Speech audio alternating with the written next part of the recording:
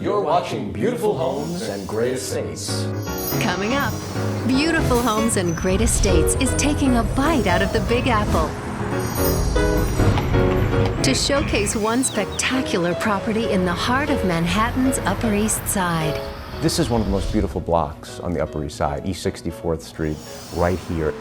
Imagine entertaining in this grand Rococo music room. Give my regards to old Broadway. Then sipping cocktails in this Lalique-inspired bar. And throwing an elegant dinner party for 20 in this lavish French dining room. Or eating al fresco on this stunning rooftop terrace. It is a total surprise. It's like a secret garden. Meet New York City's super brokers who sell luxury homes to show business A-listers. This is their new listing, and they're about to give you a behind-the-scenes tour. Welcome to 163 East 64th Street. That's all right here on Beautiful Homes and Great Estates.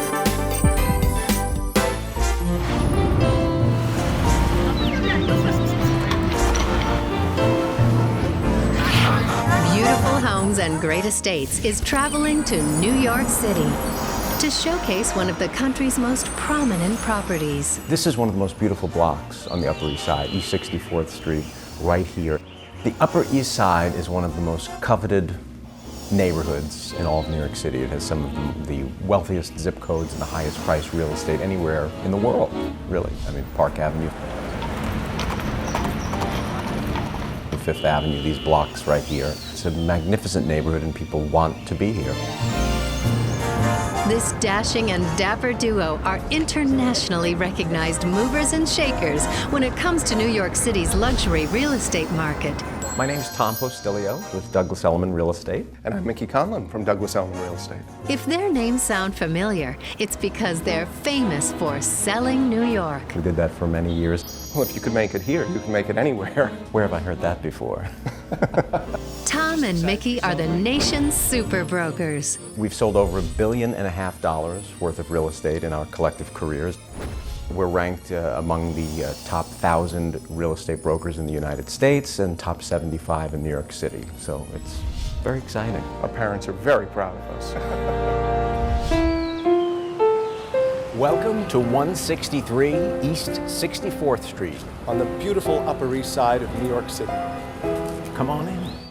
It's a brand new listing for us, and we're thrilled to be a part of it.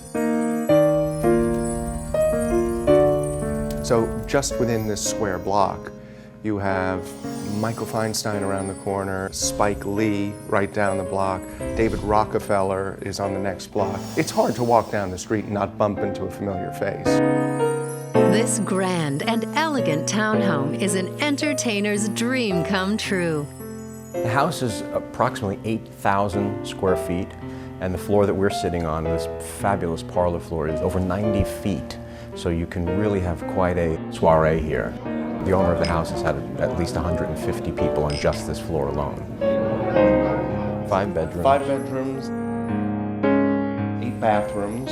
And as Tom was saying, the most extraordinary thing about this floor is that you have 5 contiguous rooms for entertaining, meaning that as your guests come up the stairs, they're received, they can mingle in the living room, have drinks in the bar, on their way to dinner in the banquet-sized dining room.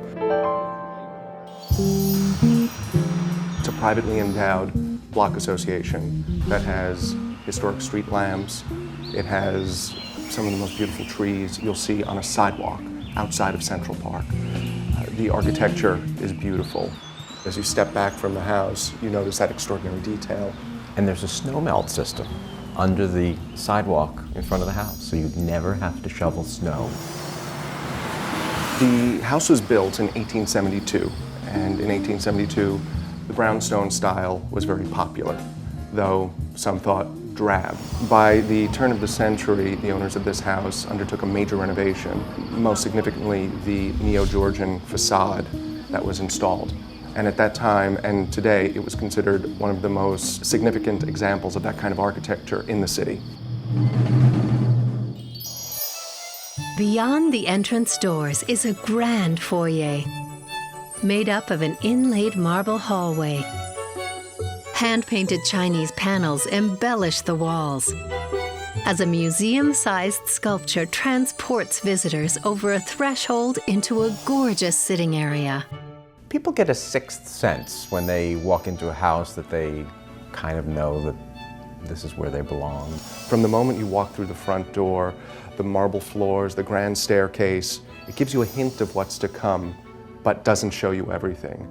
And then as you move up the staircase, which is so graceful and so elegant, it truly is something. The second floor foyer is a glorious glimpse into this luxurious living level. You come up that beautiful staircase and you might think that you're about to see Marie Antoinette. The imposing Russian chandelier is the centerpiece of the room. A mirrored niche increases the size of the space while dramatically reflecting the home's grand staircase. And you enter this elegant French reception room.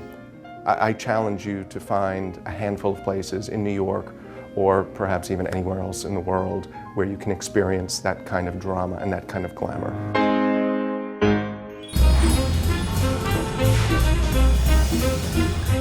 I produced theater for years. I too come from a show business background.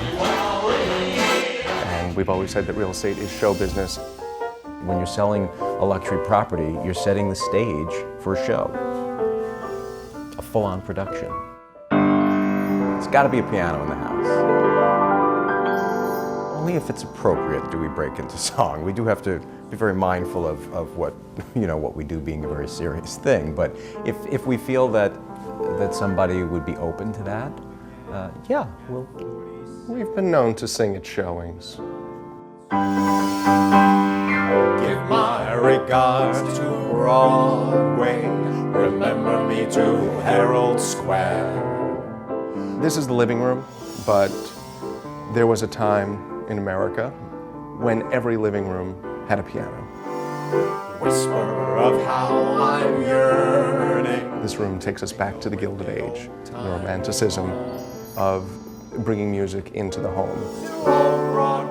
This is really the heart of the house for that very reason. We don't sell real estate per se, we're selling the lifestyle. So as somebody walks through the space, we could certainly say, this is a bedroom, and this is a bathroom. Does anybody in your family play piano? Because you should see the music room. The music room is the heart of this home.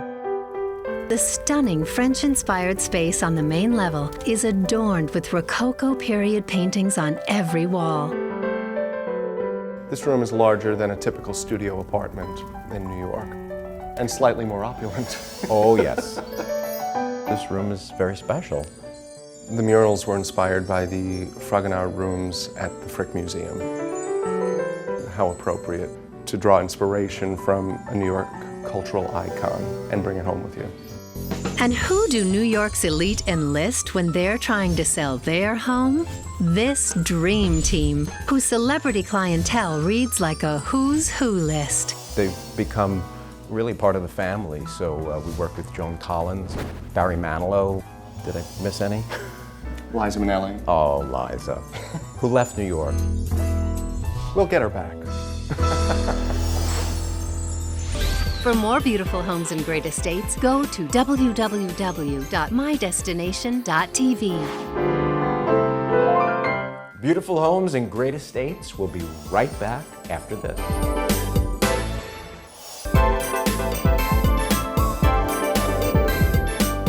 You're watching Beautiful Homes and Great Estates from the city that never sleeps. New York, New York.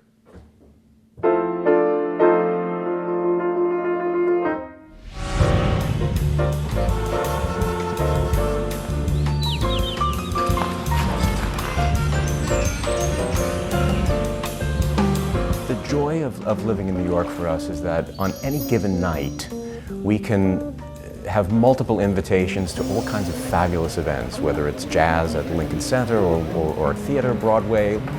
I mean, all of these things are right out your door. When we're rushing and walking down the street and you just look up and you realize, oh, wow. I'm standing underneath Radio City Music Hall. Right. I'm walking in front of the plaza.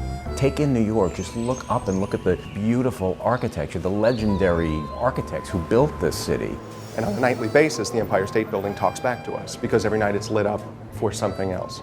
So I think it's our duty as New Yorkers to look up and figure out, why is it green and blue today?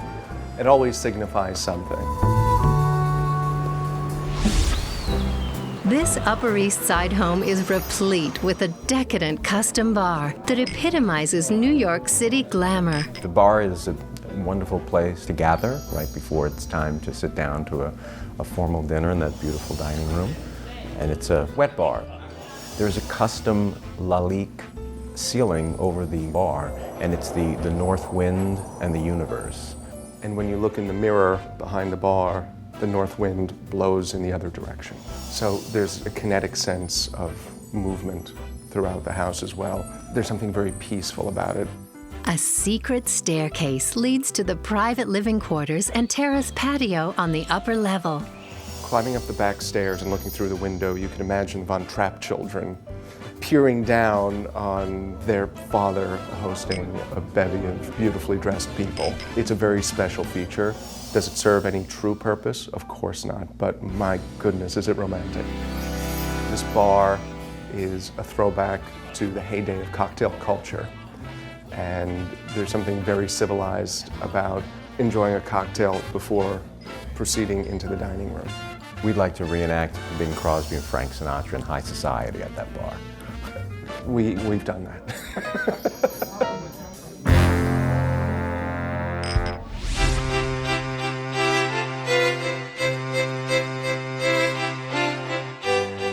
This dazzling French dining room is created for living and entertaining on a grand or intimate scale. It's decadently French, but again, a testament to the design, to the architecture, and to the styling of the house. The possibilities for entertaining, banquet style, grandly, are endless. But if two people are dining together, light the fire, dim the lights, put on the candles, and the glow in the mirror and the reflection from the windows is utterly romantic. At least 16 would be comfortable in that dining room. And you have that gorgeous chandelier hanging overhead. 19th century Viennese. Yeah, 19th century Viennese. We set it in stereo. And another of the working fireplaces. The view from one spacious end of the floor to another is extraordinary, but the views from the dining room windows are simply breathtaking. And what's also beautiful and rare about the dining room is the view behind it. You have these expansive windows overlooking a row of other 19th century townhouses. So if you really want to be transported back, it's not exclusive to these four walls of this house. It's outside of you, it's across the street from you. It's all encompassing. Libraries were the cultural center in homes of New York City's high society at the turn of the 19th century. The library is just so cozy to sit down in there and to be surrounded by all of the original English pine. It's paneled with the original wood from when the house was built in 1872. And there are other exceptional details, including the 19th century French bronze chandelier depicting the sea nymphs. That chandelier weighs over 460 pounds, but it's well mounted. This home's library, located on the tree-lined street side of the property, gives the room a connection to the community and neighborhood. Just to see people walk by, it gives you a sense of connection that you don't get in a high-rise. You get to enjoy the seasons, and all of them are beautiful from that window. And the neighborhood is filled with amenities. I mean, anything and everything that you need is just really right around the corner.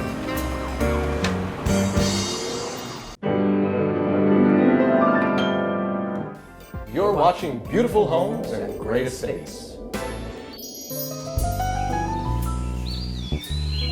A rooftop terrace or outdoor space is one of the most desired living accommodations in New York's urban lifestyle, but it comes at a premium. A lot of people, when shopping for New York real estate, always have on their wish list, private outdoor space. So this house clearly checks that box.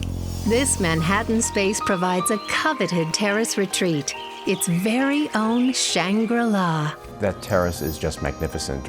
Right off of the master suite, which is the entire floor of the house at that level, it's just this private oasis. You just walk out there and you feel like you've gone somewhere completely other. It is a total surprise. It's like a secret garden, especially in the springtime. There's a water feature out there. You can hear the trickling of the fountain. There's a mirror that catches the skyline to sort of nod to where you are without overwhelming you. You can see bits and pieces of the neighboring townhouses, but nothing so invasive that it takes you out of this special, calm place. New York City takes on a life of its own by night. Just as this Upper East Side terrace does. The terrace at night is otherworldly. It's illuminated, but it doesn't light up. It simply glows. It glows and it catches the foliage, and certainly the bits and pieces of the skyline that we can see help to illuminate it as well. But it's all sort of a dreamscape. It takes on a completely different personality by night. And this is about as private gets.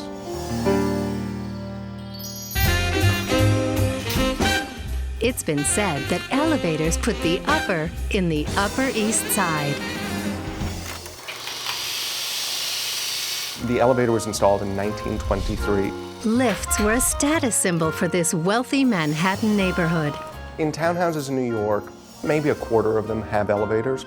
It's an Otis elevator, and it is a rocket. It is faster than any other residential elevator we have ever been in, and it is immensely charming. What's unique here is that this elevator services all floors, including the basement. It's not your typical elevator. It is not your typical house. It is anything but a typical house. You're watching Beautiful Homes and Great Estates from New York, New York. What makes this a beautiful home is that it's livable. As grand as it is, as beautiful as it is livable. A beautiful refuge from the crazy streets of New York City. The crazy but wonderfully fun streets of New York City. What makes this a great estate is the size of the home, the scale, the proportions, the soaring ceiling heights. It's very special. The next owner will be the custodian of some pretty wonderful history. Join us next time for another edition of Beautiful Homes and Great Estates.